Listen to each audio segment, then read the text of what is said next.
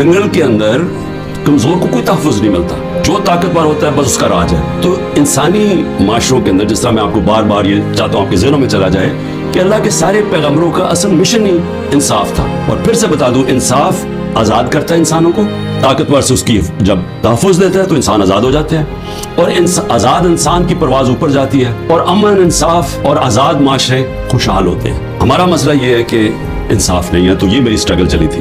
तो इन 14 महीने में मुझे सही तरह अंदाजा हुआ है कि यहाँ तो बेचारा कमजोर पिस जाता है, यहाँ तो जो हमारा इंसाफ का निज़ाम है उस बेचारा बिल्कुल नहाता है, उसको माशरा बिल्कुल उसकी हिफाजत नहीं करता।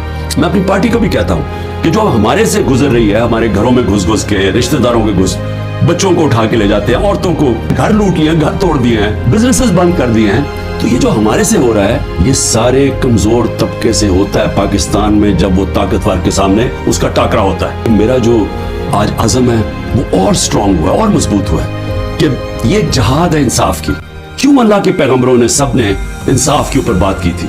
क्योंकि ये इंसानों को आजाद करता है। हमारे लोग गुलाम हैं, हकीकी आजादी इसलिए है। जो भी ये लोग लगे हुए करने, मैं सिर्फ उनको एक पैगाम देना चाहता हूँ कि इस मुल्क का सोचें, इसको तबाह ना करें। ये जो आप करने जा रहे हैं, इस सबसे बड़ी पार्टी जो अक्सरियत पब्लिक जिसके साथ खड़ी है, इसको इमरान खान को खत्म करते करते मुल्क की जमहूरियत, मुल्क की आज़ादी, मुल्क के इदारे, मुल्क का आइन, इस सब को आप खत्म करते जा रहे हैं, और इससे कौमें बचती नहीं है, खास तौर पे जो इखलाकियात खत्म कर रहे हैं। ये बड़ी ख्वाब है पाकिस्तान की। इसके लिए बहुत बड़े जहन थे इलामा इकबाल, किस तरह की स्ट्रगल की, वो बहुत ही बड़े लीडर थे, कायदे आज़म। सारे हमारे बड़े कहते तो कितने खुशकिस्मत हो आज़ाद मुल्क में पैदा हो, और ये हमें बदतरीन गुलामी की तरफ जो लेके जाया जा रहा है। ना कोई इंसानियत रहेगी, ना कोई हुकूक है, जो मर्जी चाहे करें, कोई कानून तोड़े, चोरों को ऊपर बैठा दो। मैं अभी भी कह रहा हूँ कि ये जो मुल्क है ये बड़ी ख्वाब का नाम है, और हम सबको, सारों को, मैं सबको कह रहा हूँ कि हमें इसके लिए जद्दोजहद करनी पड़ेगी।